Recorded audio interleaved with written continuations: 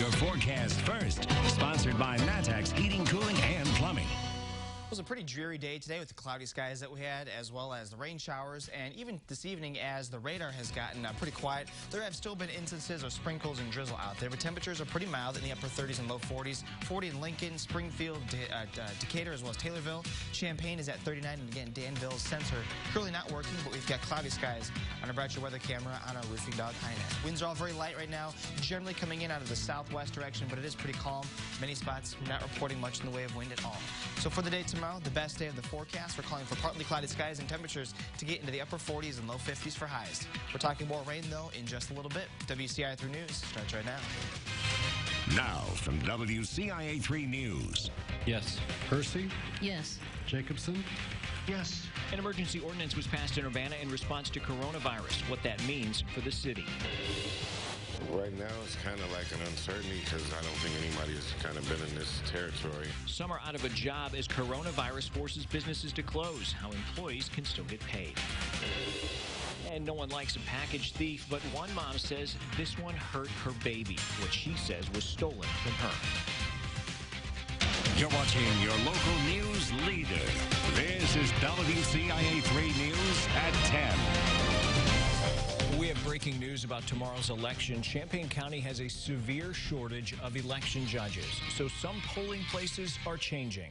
Here's the polling places that are changing. Voters who go to the Ogden Rose Library are being asked to go to St. Joe Prince of Peace Church instead. The Tolono Fire Department will be closed to voters tomorrow, so people should go to the Tolono Library. Free Methodist Church in Champaign will also be closed. Voters should go to Meadowbrook Church or the Leonard Center instead there. And Carroll Fire Department is also closed. Those voters can go to the Brookins Administrative Center in Urbana. We have a list of all of those changes on WCIA.com. There are now 106 confirmed cases of coronavirus in the state, including several cases in central Illinois. Health officials are recommending you stay 6 feet away from others. Jessica and I are doing the same.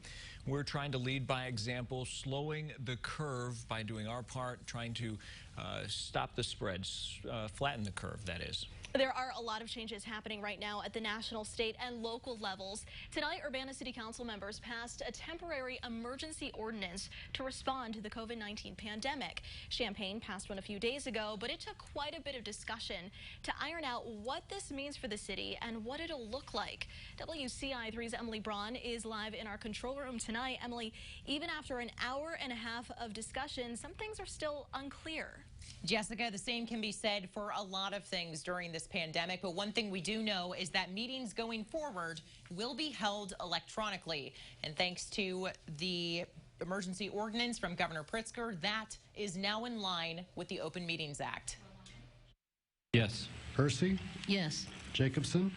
Yes. These yes votes came only after a lengthy discussion from City Council, because this ordinance comes with a lot of uncertainty, questions, and actions never taken before. We're going to avoid as many in-person meetings as we can, so I expect that next week will be electronic and people can expect to see less access to the city building. This ordinance gives Mayor Marlin unprecedented power, like the power to limit access to public buildings and to stop issuing public event licenses, all in the interest of public health. But what happens if the mayor gets sick or can't perform her duties? That had to be discussed as well. And this order would go, to, as it says, to the city administrator or other such person as the mayor may delegate, but the mayoral powers or mayoral position would go to the mayor pro tem, because that's in our city code. If the mayor becomes incapacitated, You are correct. City councils everywhere will be asking the same questions and be forced to pass similar ordinances, not knowing exactly how they'll take shape. As was said at this meeting, and as you've heard before, this is new for everyone. But as one council member said, blessed are the flexible, for they will not be bent out of shape. Starting tomorrow, we will see a lot of new action taken by the city of Urbana. A lot of that was mentioned just now, including limited access to city buildings, as well as restricting licenses for events. But it will also include plans to help restaurants that are struggling with the new closures. Jessica? All right, Emily, thank you so much for that report. The mayor mentioned that she and council members will also be working on granting 2 parking meters per business or restaurant in Urbana, specifically for curbside pickup. Today, the governor announced a ban on gatherings of 50 people or more. 2 new counties in the state reported cases, Peoria and Will counties. In central Illinois, there are cases in Champaign, Sangamon, and Cumberland counties. Public health officials say even if your county does not have confirmed cases, you should assume coronavirus is in your community and you should take precautions. Carl Hospital in Urbana is making sure its facilities stay safe for staff and patients. They set up a tent outside of the emergency department, and staff there are treating patients who have respiratory illnesses. Carl says no one can get into the emergency room without being screened there first. Carl's emergency department in Hoopeston is doing the same thing, and they also have triage units at the clinic on Curtis Road in Champaign. Some restaurants in central Illinois are making unprecedented changes in operations after their dining rooms will be closed through March 30th. Restaurants, including the Brown Bag in Monticello, are going to start offering curbside pickup and delivery, having never done that before. The owner of the Brown Bag says their community has been very supportive since the decision to close dine-in restaurants was announced, but these changes will be necessary to keep the business going. I am very worried. Yeah, we have to cut staff. We have to cut our food costs. You know, this and some of the other decisions that have been made recently have been really hard-hitting for small businesses. Farron's in downtown Champaign also mentioned it, too, is looking at locking down a delivery option. Other restaurants like Seven Saints have decided to close completely.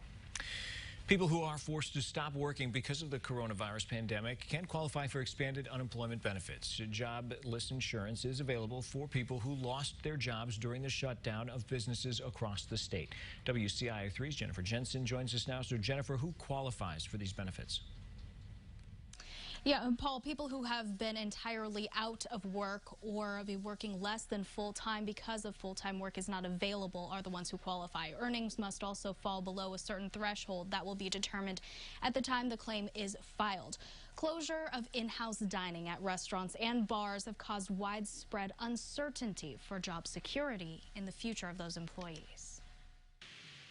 Behind the counter, food service employees work hard to fill orders. That work was put on hold as Governor Pritzker ordered all restaurants and bars closed for 2 weeks to stop the spread of coronavirus. That's putting people's jobs in jeopardy. You never think of, especially in the food industry, not being able to have a job. Restaurant workers are taking a financial hit by something out of their control. I'm kind of like lost for words, and the uncertainty has me kind of anxious. Thank you so much. I really appreciate it. Wooden Hog Barbecue in Urbana is doing its best to keep their business afloat and keep their employees working. But doing pickup and carry-out orders limits the business coming into this mom-and-pop shop. Small businesses, they will be hit pretty hard. Well, they'll definitely struggle. They'll definitely struggle. Maybe, hopefully, not too long. For those who have been let go from their job during this shutdown, the state is giving extra resources. Governor Pritzker says new emergency rules are being filed to ensure that people who are unemployed because of COVID-19 can qualify for unemployment benefits. People can file for unemployment insurance through the Illinois Department of Employment Services. To apply, go to the Illinois Department of Employment Security website or call the number on your screen. Because of a high influx of people flooding the IDES website, it has been going in and out of service periodically, including when I tried to log on to it today. But there are several offices located across the state for people to stop by and get help filing in person. Those remain open as of today, but that could change in the near future depending on possible new policies regarding coronavirus. In the newsroom, I'm Jennifer Jensen, WCIA 3, your local news leader. Yeah, certainly a lot of state websites are overwhelmed right now, and those changes are happening as we speak. All right, Jennifer, thanks. Well, in order to qualify for this, your employer must fall under the state's unemployment insurance law. Types of work that aren't covered include railroad, government jobs, and certain agricultural jobs. Starting tomorrow, schools across the state are required to close because of coronavirus concerns, but districts are required to make sure students still have access to 2 meals a day. That requirement goes into effect when the district is not on spring break. In the meantime, some restaurants are helping provide food to kids. País Mexican Grill in Champaign is one of those businesses. They'll have free food for students Monday to Friday from 11 a.m. to 3 p.m. The director of operations there says they wanted to make a difference. It's just necessary. There are struggling families out there. There are kids who will go without meals, and we just want to make sure that doesn't happen. Other businesses doing this include El Toro in Champaign, McAllister's Delis throughout central Illinois, and Ingold's Meat and Deli in Fisher. Grocery delivery and pickup services are seeing more orders after the CDC urged people to stay home. Employees at Harvest Market in Champaign are not only getting more orders, but also larger ones. Many are around 3 times larger than a typical order. They're also seeing more people inside their store, specifically buying more cleaning supplies, toilet paper, and sanitizing wipes. With everything that's going on, we want to have the option for people. So if you want to come and get it, pick it up, we definitely have that. We have a side door at the store that people don't have to come in. They just pull up to the side door, we put it in your trunk, and then you drive off. There are a few different options when it comes to delivery. People can choose online to either have the driver wait for them to answer the door and bring groceries inside, or they can leave groceries on their porch. Walmart, Target, and Schnucks also offer delivery or pickup options. New tonight, the Champaign Police Department is making changes to how it responds to some calls during this pandemic. Chief Anthony Cobb says if a situation does not show a sign of threat to property or life, they'll start with an investigation over the phone. That would include calls about loud music, abandoned vehicles, or burglary that happened days ago. If police do need to respond in person, he says they will maintain a safe distance from the caller. Cobb says officers will respond to emergencies, accidents with injuries, and priority crimes. A woman is dead following a crash that happened earlier today in Coles County. The 2-car crash happened just before noon. 52-year-old Beverly Longshaw of Humboldt died at the scene. The Coles County Sheriff's Office says both drivers failed to yield at the intersection. The vehicles drifted off the road and into a field. The other driver was taken to the hospital. No word on his condition. New tonight, someone stole a package with baby formula from a porch in Champaign, leaving the child's mother with no other option to feed him. This formula is not one that can be bought at stores. This woman's child has several allergies to ingredients commonly found in generic formula, so she has to special order it from Amazon. The package showed it was delivered by the carrier, but when she got home, it wasn't there. This formula is expensive, and that's just part of why this theft was so upsetting. He has a few illnesses, and I'm already paying a lot of money for his medications, and so I buy what I can when it comes to milk, and spending that $75 was a huge hit on top of the other things I need to take care of him, and not being able to replace it right then was frustrating, that someone could just come to my house and take something so precious away from my baby. She posted about what happened on social media, and several people responded offering to help.